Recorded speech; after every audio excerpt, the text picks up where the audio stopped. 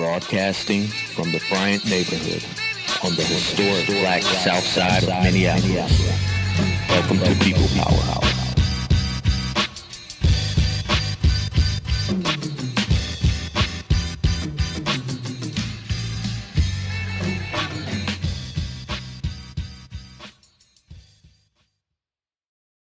Welcome to People Power. My name is Merjan. I'm your host, and thank you for joining me for episode number 5. My heart goes out to Daunte Wright and his family. His parents are having to deal with the murder of their child, as well as defending his name. How would you feel if your child was murdered, and at that very moment, the people that murdered him told the world the worst thing your child has ever done, so that some people would never care about the amazing person he was and the countless lives that he touched? They'll only see your child as somebody who's been villainized. This is America. This is and always has been America for its black people. I have more on the murder of Daunte Wright, including my interview with Unicorn Riot, Niko Georgiades, and another activist, Niko Georgiades, who was on the front line standing against the police. But first, let's get into the people's updates. Adam Toledo was murdered by Chicago police, and the video has finally been released after a cover-up by the city, just like they did of the murder of Laquan McDonald. There was mass protests following the release of the video throughout Chicago, just like there's mass protests here in the Twin Cities. Adam Toledo was a 13-year-old boy who loved zombies, according to his mother, who was shot as he had his hands up in the air. The attorney for the family called it an assassination. Anderson Cooper dismissed this and referred to the expert police, who said the kid put himself in the situation to be murdered by the police by being outside at 2 a.m. Anderson Cooper and CNN are providing cover for the Chicago police, who are some of the worst terrorists this planet has ever seen. Anderson Cooper should be fired immediately. And here in Minnesota, there was an incident at a local Menards where a white man was confronted by staff after he refused to wear his mask. The incident turned violent. Police were called, and this video went viral, again proving, the difference between being black in Minnesota and the brutality and fatality we face versus the privilege and the countless opportunities white people get to be brought to justice. As we see this white pickup truck with the police officer hanging from the door, the truck backs up, rams into a police car, and then the truck just smashes off with the police officer still hanging from its door, and the driver is taken alive. The recent events in Minnesota, for those who are still skeptical, Minnesota, it is brutal for black people. You can lose your life for something as simple as a routine traffic stop. And if you're white, you can get a slap on the wrist for cold-blooded murder or attempted murder.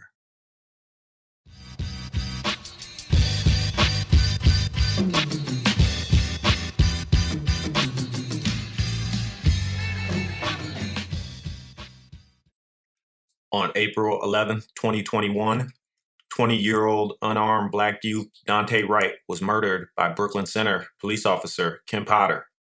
Potter has since resigned, and the people have taken to the streets, just like they did after Derek Chauvin murdered George Floyd last May. George Floyd's girlfriend used to work at Edison High School, where Daunte Wright attended. She said the last time she saw Daunte Wright was in 2019.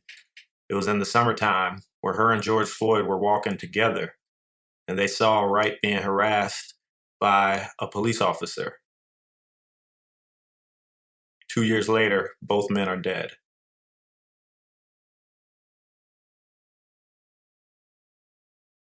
And I talked to activists and historical preservationist Niko Georgiades, who was at the protest the first night on the evening when Kim Potter murdered Daunte Wright.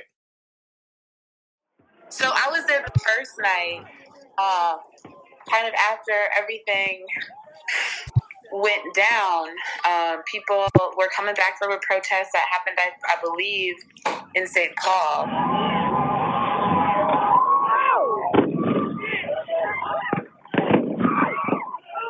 got there around a little shortly after 10 p.m.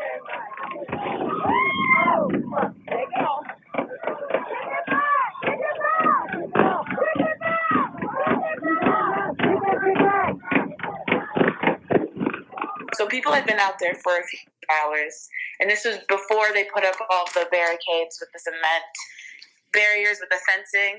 So they were like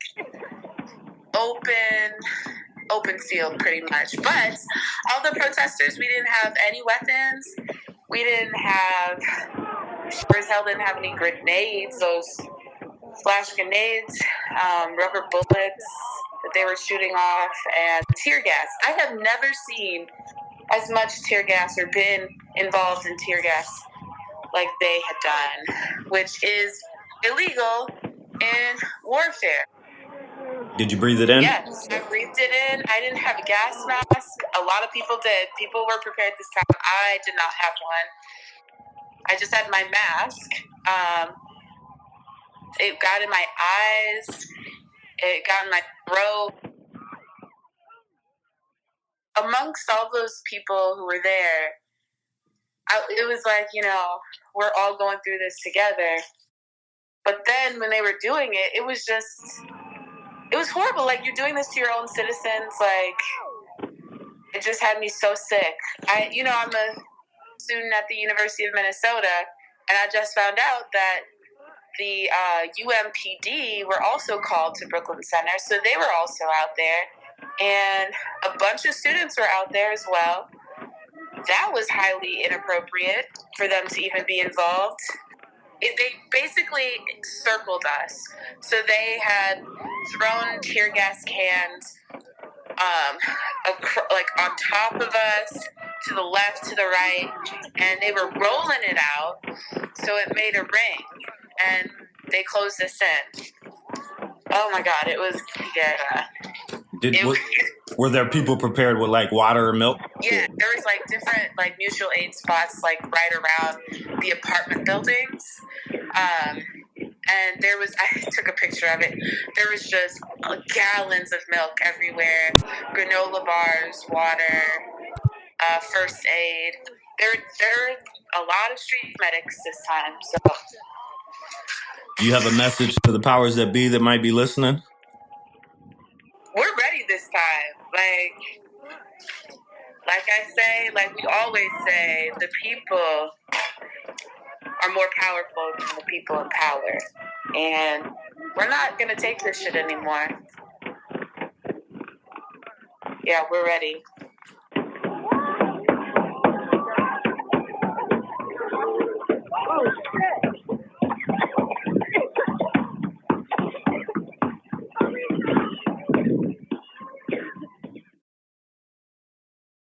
In Minneapolis, as of much of the Twin Cities, is now a military-occupied city.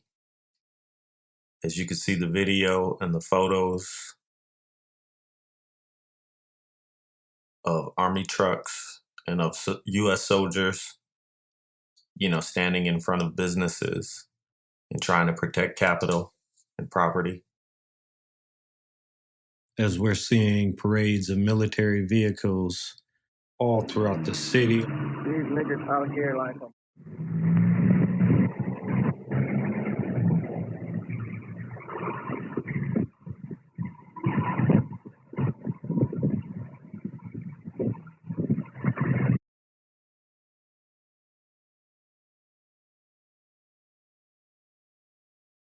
On busy streets, on back streets in downtown, vehicle after vehicle after vehicle. I'm just playing. Look at this shit. These niggas was not already White House like this and so.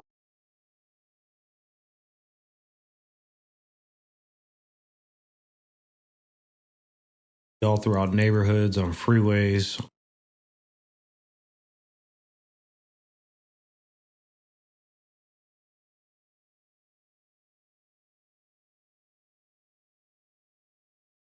Parades of military vehicles. Minneapolis, Minnesota. Vehicle after vehicle. Military state. Activists are pissed after the Operation Safety Net state press conference early Saturday morning. People are calling for State Patrol Lieutenant Langer to be fired immediately for his reckless speech inciting white supremacists, as seen in past protests. I think my message tonight is that as someone who's lived in Minnesota my whole life, and I represent the State Patrol that represents the whole state, I think I'm extremely comfortable in saying and asking, we need help. We need help from Minnesotans to stand up and say that this can't be tolerated. It can't be tolerated. And I only say that because when I go out and I talk to people, that's what they tell me. And right now, to interrupt this cycle we're in, where every night we're out there in this fight, we need people to stand up and help us by saying it can't be tolerated any longer. And that's my ask, is that we get people to stand up and help us, because that's what we need in this moment. That's what the community needs. That's what the Metro needs. That's what our state needs. Thank you. Let's be clear, he's not talking about standing up to injustice. He's not talking about ending police brutality. He's not talking about what got us here in the first place, the murder of unarmed Black people. Kenosha was no accident. The murderer, Kyle Rittenhouse, was a collaborator with law enforcement. In the same way, Lieutenant Langer is recruiting the good people of Minnesota to come out and join police and say we're not going to tolerate it. Kyle Rittenhouse was encouraged by law enforcement, and he was financially supported by cops after he was arrested, as well as by politicians. Minneapolis Mayor Jacob Frey recently sent out a tweet invoking fear from landlords and property owners to drum up support from the racists here in Minneapolis and in surrounding communities. On Facebook, a troll named Corey Vanholm came out to defend what Jacob Frey was asking for, and he blamed all the Black thugs for the unrest following the murder of Daunte Wright. Corey Vanholm happens to be a supervisor at the Jenny O plant. Looks like he's from Faribault, Minnesota. Make sure you let Corey and Jacob Frey know that we will not tolerate white supremacists who prioritize property over Black life. Recently, I was at George Floyd Square following the murder of Daunte Wright by Kim Potter. And as I was sitting at one of the barricades talking to one of the activists there, a white man in a pickup truck pulled up. He said he was from Croquet, Minnesota, and he began filming us and interrogating us about the street being closed. When I responded, it's closed because the police murdered a man, he pulled off. He really seemed not to like that. Potter was charged with second-degree manslaughter. She was booked and released on bail. Potter did less jail time than the people protesting against her crime, who were arrested by police. Wednesday, attorney Tony Romanucci called Porter's act intentional. I joined the activists who want murder charges, including first-degree murder. This was intentional and premeditated. I'll break down the facts as we learn them that make the case for murder here and in following episodes. The people want the officer fired, which means the mayor must reject her resignation. The city manager was fired immediately after the very first press conference on Monday, when he demonstrated clear hostility to the demonstrators. Chief Gannon also resigned after he characterized the protesters from the very first night as rioters.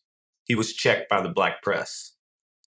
According to the ACLU, U.S. District Federal Judge Judge Wright recently made a ruling prohibiting law enforcement from arresting media and threatening to arrest media who have been covering the protest after the murder of Daunte Wright. We know that Minnesota Attorney General Keith Ellison is challenging the judge's orders. Amnesty International recently created a video showing the human rights violations by law enforcement here in Brooklyn Center and in the Twin Cities against the protesters. And let us not forget about the rumor that originally surfaced the first night saying that Officer Kim Potter had killed herself. And this is a clear demonstration of how counterintelligence programs operate. They work with local leaders to spread disinformation. I myself have been used to spread these lies. So after, we started to witness them happening following the murder of George Floyd, I began documenting these lies and misinformation. It's nothing more than psychological warfare. And as you see, I've been giving updates as I learn about them, and I'll keep you all posted. Here's part one of my interview with the homie Niko Georgiades from Unicorn Riot, who has been on the front lines every day covering the uprising since last Sunday, since Kim Potter of the Brooklyn Center Police murdered Daunte Wright. I got journalist, reporter, activist Niko from Unicorn Riot. Welcome to the People Power Podcast. Hey, what's up, Marjan? Thank you for having me. Man, how you living, Niko? Man, we've been watching your live stream, of course, reporting. You've been on the front line down there at Brooklyn Center in front of the police department, brother. First of all, how are you, man? I'm good. Yeah, they're shooting 40 millimeter marker rounds, and I got hit with one of those. And Mark Van Cleve from Star Tribune also got hit with one of those, and it broke his hand. Wow. So he had to have surgery on his finger. And y'all know, last year they shot out people's eyes with those things, and like multiple people locally lost their eyes. And there was also one youth who spoke the other day talking about he had all these orbital bones fractured in his face because he got also shot in the eye with one of those, what they call less lethal munitions. And so yeah, it's pretty dangerous out there actually on the front line for a lot of the folks. The protests, it's quite the police presence, and as you see them phase 3 throughout the city, they have quite the military presence as well. And so that hasn't deterred a lot of the protesters over the last 5 days. There's been maybe thousands every night in the street. And the first 4 nights, the police were really shooting a lot of munitions, ranging from chemical weapons, CS gas, HC gas, triple chasers, diversion device, flashbangs, inert blasts, inert grenades, and just the like. There was multiple more as well, mostly from Defense Technologies, Combined Systems, and Safariland, just the creators of these munitions. And yeah, last night was a way different night. The police used a different tactic and sort of kettled the whole area first, but also they had freedom fighters walking through the area, sort of about 15 deep, walking along the fence line and like telling anybody who was pushing the fence or getting ready to possibly throw a water bottle that they need to leave. So that was a different thing that happened last night. So that's sort of like the quick roundup of the last few days. But yeah, obviously people are seeking justice for Daunte Wright, and it's this a tragic reminder that the police, if we can train them, they can be trainers. We can give them all the money that they want to get the best training, and we have the training officers that are pulling out their gun instead of a taser. Do you have any updates on the case? Is Ben Crump representing the family? It seems so. Last I heard, I haven't been able to really pay too much attention to social media or to the news, and so I've sort of been catching my stuff a little bit secondhand. But I was told by a trusted friend that the mom last night was saying, or yesterday was saying, she's not really interested in justice at this point, and I don't know. It's just I can never take away the pain that the mother's feeling, and I can never put myself in her shoes because that's just not something that I could do. But it's sad that whatever happens, and sometimes with these families and getting pushed into the civil suit of things and sort of forgetting that there's this whole other suit of things. I don't know. It's like what is justice, and then how is the community going to get accountability for these cops that continue to kill people in the community and get away with it? Right. And so yeah, I think possibly they are getting represented by Ben Crump's legal team. Not positive, but it seems so. So to me, what it sounds like is some powers behind the scenes are positioning the family possibly against the protesters. Is that what you're saying? The first night when people were gathering, she was immediately just talking about, don't do this. This is taking away from Daunte. They're going to blame the protesters and they're going to not even remember Daunte. And so It's hard to tell. I haven't got my read on the family. I gave them my car. I didn't want to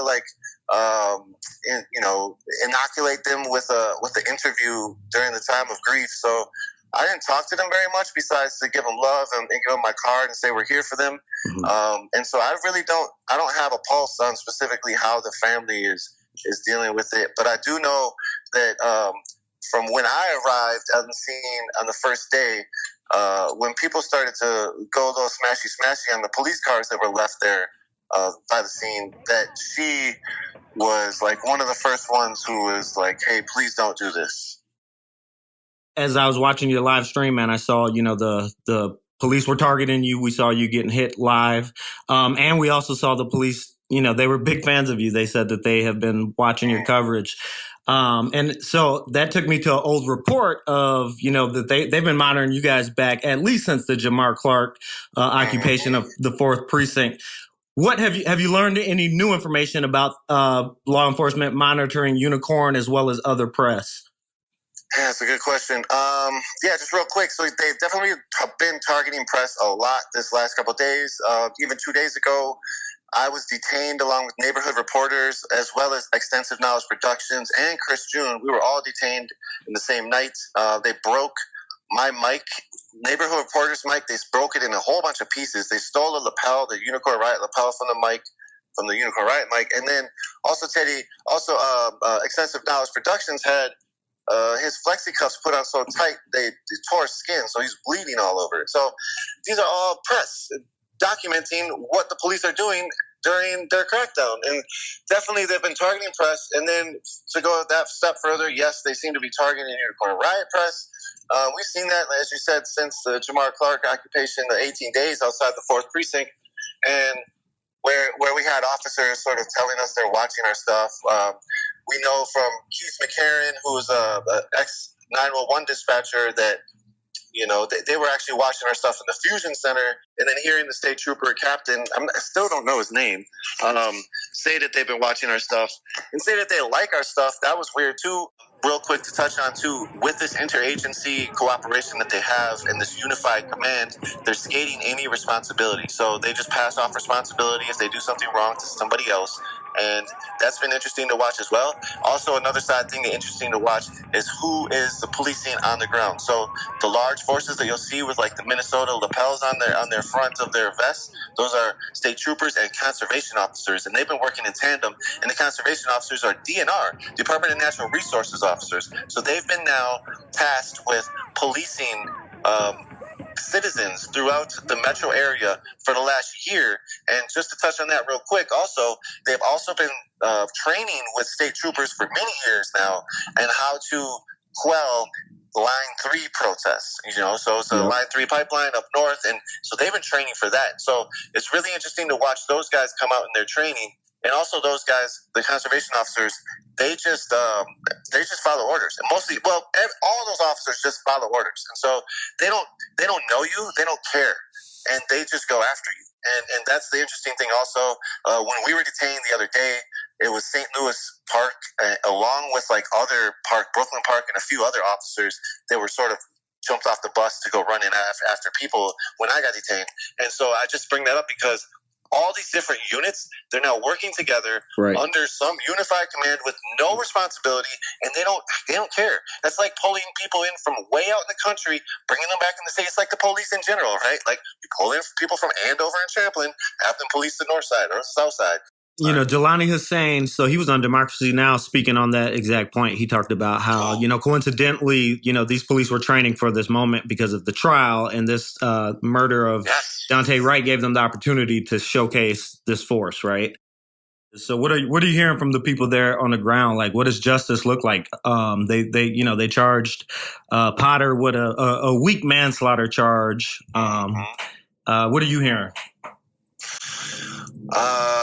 People think exactly what you just mentioned. It's too weak. The charge is too low, and people are hoping that somehow, I heard yesterday a few times, they're hoping that Keith Ellison jumps in and gives her higher charges, sort of like what happened with Derek Chauvin. Keith Ellison just said in some kind of statement that I read today that he says that media is not exempt from unlawful assemblies. It's like it's this quasi-liberal, progressive, fairyland that we live in, or like it's a fairy tale. It's like it's just not real. Like this progressiveness and this liberalness is filled with anti-blackness, and it's not for the people. You have even public schools now, Minneapolis. So we got Operation Safety Net, and this is a total aside, but I'll get back to the what I think I heard the people want for justice. But a total aside, Operation Safety Net, right? How many millions of dollars are they spending? How many we're under military occupation now in our cities, and now you got kids. Minneapolis kids, next Wednesday, they'll go back to distance learning. Why? Because of the Chauvin trial. But I thought you had Operation Safety Net, right? So, like, wait, who are you keeping safe, right? So it's like, obviously, where you're protecting the banks, the Targets, the Cub Foods, we know what's up. We know you're protecting the government installations. And so that's, again, under this really, really progressive overwatch of liberal politicians and elected officials that are all Democrat and liberal and progressive saying, Dave Hutchinson, the sheriff, he got voted in for being a gay progressive sheriff. And what is he doing? Yet the other day, his sheriffs were on the front line shooting people. His sheriffs were getting people, blasting people with inert grenades. You know what's in innards? It's talcum powder, which causes birth defects and cancer. So that's what they're blasting us with. They're shooting families that are next to the police station with tear gas. So they have kids. They're arresting residents because they go outside and wonder why National Guard is on their lawn shining bright lights into their apartment buildings. It's wild, man. And again, it's all because the police killed somebody. It's not the community that just wants to go out here and do whatever they're doing. The police killed somebody, and the people are seeking some kind of recourse, some kind of justice. So I think from what I've heard is that people want more charges.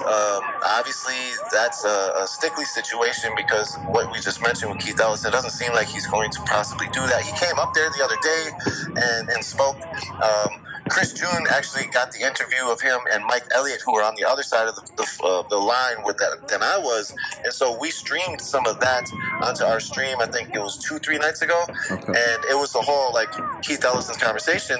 And it seemed like, he's just very dismissive of the people. Well, we're going to get justice for Daunte. We're going to charge the officer. And it's like, well, people aren't down with the second-degree manslaughter. And so I don't have faith that the community will get any kind of justice for this.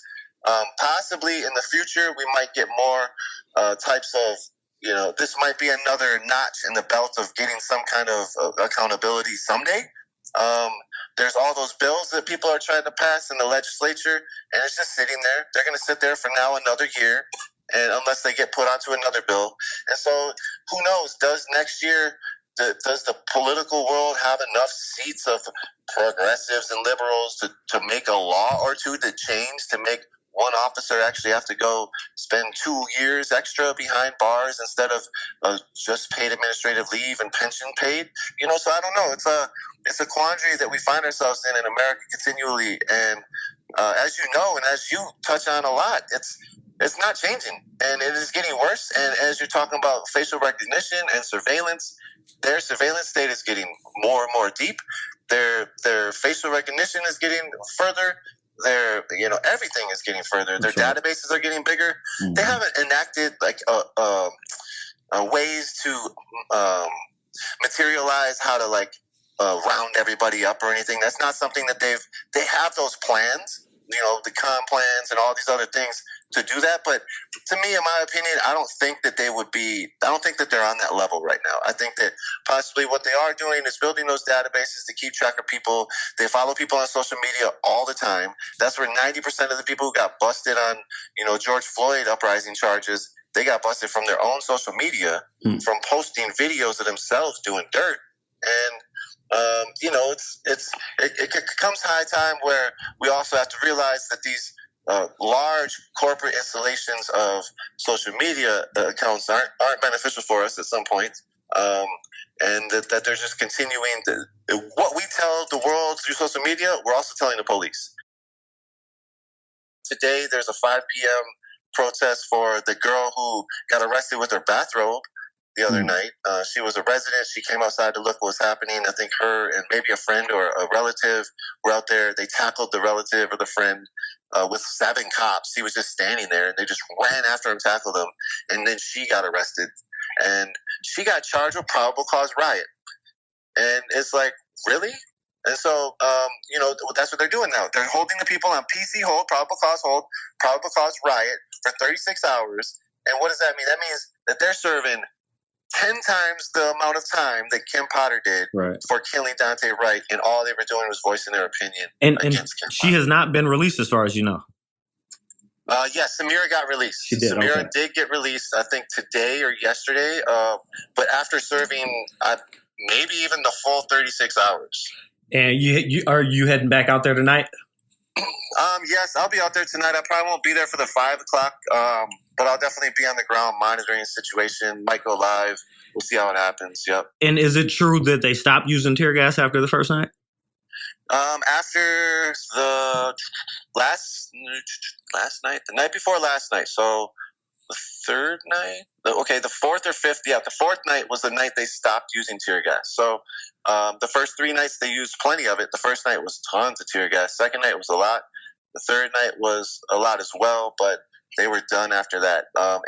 It seems to be different policing as well. It seemed like the first night was Brooklyn Center Police mostly, and then the second night was Brooklyn. I have it written down somewhere, and I'm not looking at it right now. But okay, each day was policed by different forces, and so the night that it was pepper spray only and like blasts of little pepper balls and little 40 millimeter marker rounds, that was the sheriffs. And that was the last night that they were shooting munitions, the sheriffs. Last night, they shot none that I saw. And so the first 3 nights was tear gas and everything but different people, right? I think it was Brooklyn Center, state troopers, and then Hennepin County. I think that might have been the list of how it went each day, something like that. Man, all right. So it's like each police force, you saw different munitions and different tactics.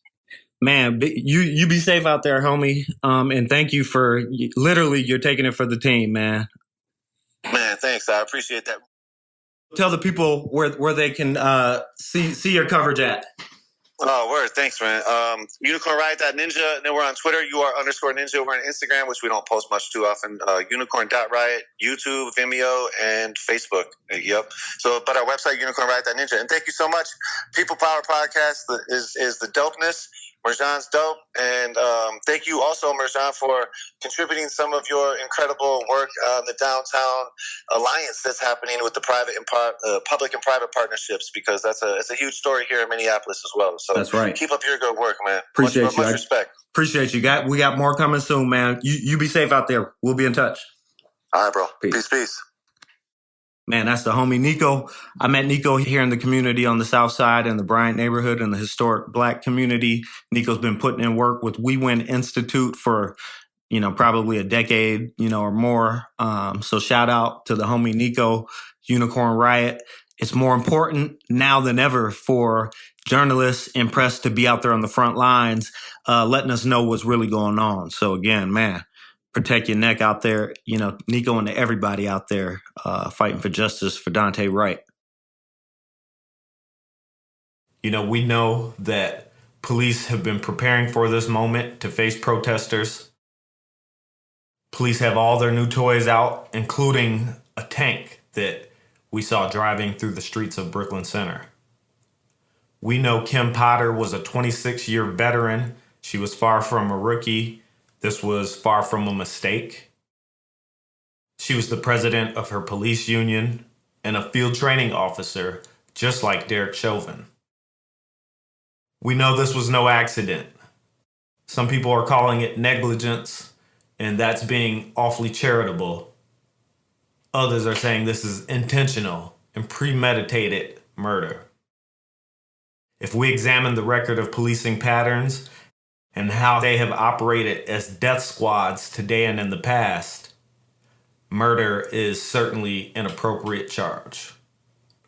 We also know law enforcement expressed through State Patrol Lieutenant Langer that they are trying to invoke a cultural war or really a race war, just like we saw in Kenosha, just like we saw under the Trump administration. We know corporate media immediately tried to provide cover, repeating the narrative that Kim Potter made a mistake. It was an accident when she murdered Daunte Wright, that she mistook her gun for a taser. In closing, I am one of the many grandchildren of Nathaniel Muhammad. May he rest in peace. And I want to say much love to the family of Daunte Wright, the family of Adam Toledo, and the families of George Floyd, Breonna Taylor, and all of the victims of state-sponsored terrorism. On behalf of my family and the family of the Honorable Elijah and Clara Muhammad, we are with you all.